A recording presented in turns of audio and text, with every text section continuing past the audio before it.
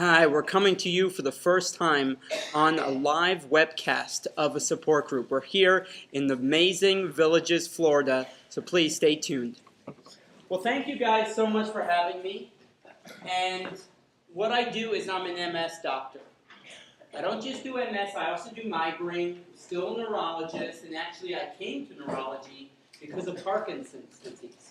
So sometimes say, what's the connection between Parkinson's and MS? So the connection actually is there. Jean-Marie Charcot, in the 1800s, when he was describing a lot of what we now are learning is true about MS, that MS isn't just about the white matter, so the covering of the nerves, it's also about the axons, or the nerves themselves. And so he saw 20-year-olds who had some tremor. And people were saying, oh, they have paralysis agitans, which we now call Parkinson's disease. And he said, no, I don't think these 20-year-olds have Parkinson's. I think they have something else. And then he described his triad, or what he thought were most of the symptoms of multiple sclerosis. He also described his servant, or his maid, and he described how she did, and she had multiple sclerosis. So he described over time what was happening to her. He was, I guess, a good employer or a bad employer, but he definitely follows what we now know as the American with Disabilities Act. He didn't fire her or challenge her in the workplace. Anybody here ever have problems in the workplace because of a diagnosis of MS? So you should have worked for Jean-Marie Charcot. Then you would have to be in the 1800s, but then you wouldn't have the H1N1 swine flu, so there's something to give, and you wouldn't have the internet, you wouldn't have TV, and that also might not be so bad.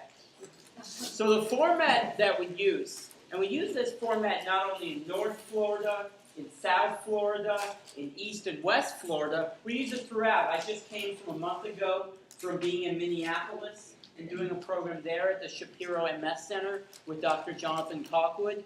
So many times have I been out there that there's even rumors that I would leave Florida, which isn't going to happen.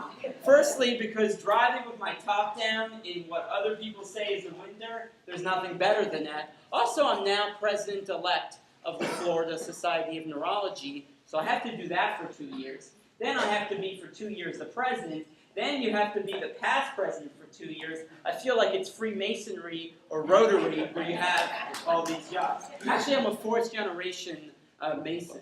So actually, I once saw a patient, and I asked him what he did for a living. And he said he was a Mason. So I started getting ready for my secret handshake and all that. And he goes, no, I'm a Mason that actually works. I actually put things together. I'm not a Freemason.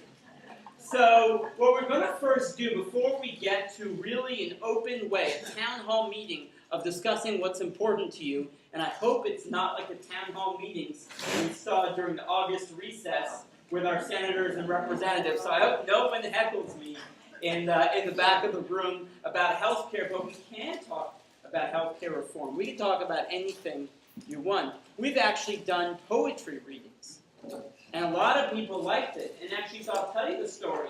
At the university where I was, they had something called faculty development. Now, in a university, development means two things. One thing it means is to develop as a faculty member, to develop as a human being. Because we are human beings.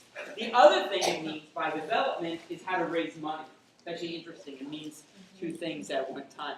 And actually, words that mean opposite things at one time. Actually, does anyone know, like when you say the word sanction and the word sanction, and it means two things. Anybody know what that's called? I'm not hearing. Sorry, what's the word there? So it's actually called, one of the terms is Janus words, Janus, and that's like the goddess that could look in both directions and was guarding the walls of a city or fortress.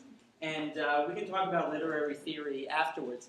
So normally, what we had in those faculty development was we had lunch and we sat for an hour, and someone gave a talk about how to give an effective PowerPoint or how to write a case report. And so I didn't have mine with PowerPoint. We sat around the only leather table. I got to tell you, in law offices, they have a lot of those nice tables with leather chairs. And we sat around the only one that's there. No PowerPoint, and I handed out poetry. So you can imagine the chairman of cardiology and of orthopedics and their faces. And before I did that, I talked to my friends. I said, yeah, I'm taking 3 poems. And they said, 3 poems, you'll be done in 5 minutes. So the first poem took us 45 minutes. The other poem took us 15. We never got to the third. You know who wrote the third? Someone not that well known. His name is William Shakespeare. We never even got to anyone famous. So then I went to Gainesville, and they have a great support group there. They call themselves the Frogs. And I went there, and we did actually a small group poetry reading. I've got to tell you, the people with MS did a better job than those faculty members that did it. So we tried in Jacksonville, too, where it was great. And the idea of that is that anything really is open here except for me singing. I'm a very bad singer, so I will not sing no matter how much people ask. So let's start out with Eric. Let's give him a round of applause, and let's hear his story, which is not the same as everybody's story with MS. And that's one of the things. One person told me, a person with MS, and notice I keep using the word person with MS, and we'll get to that, not patient with MS. As much as possible, I don't use the word patient. Sometimes I can't get around it, like a patient-doctor relationship. I can't say a person-doctor relationship, because that sounds like we're dating or something. So, what we know is we know how important it is to have that relationship with the patient, where we treat them not just like a patient, but like a person. So somebody once said to me, people with MS are like snowflakes. Each one is individual. So let's hear Eric's individual story.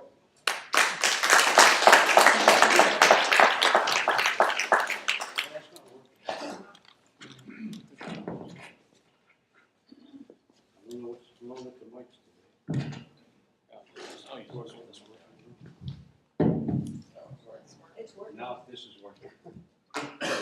Y'all hear me okay? No, Can you hear me now? Like I said, the Verizon commercial. Need one of these for my police car. Well, like Jason and Dr. Kantor said, my name is Eric Twisdale, and I am a robbery homicide detective in Clay County. And unfortunately, we've hit the national spotlight here in the last few weeks, not in the way that we wanted to with the Summer Thompson abduction and murder.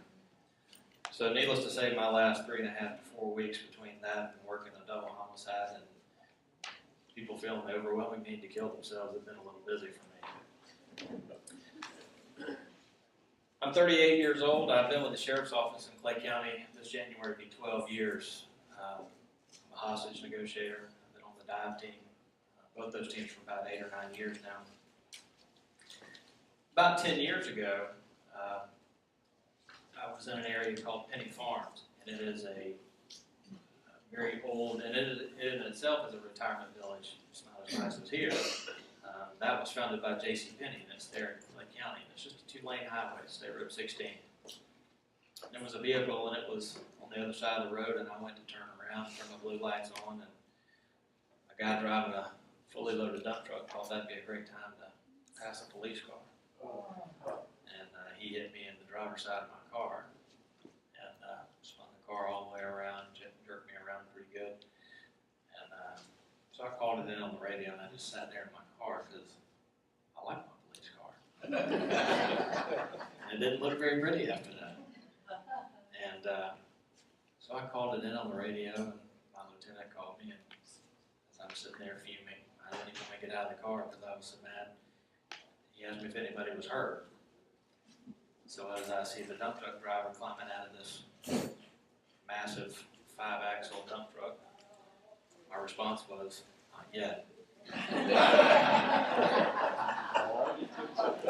He called me on the phone and said, don't get out of your car, I'll be there in just a minute.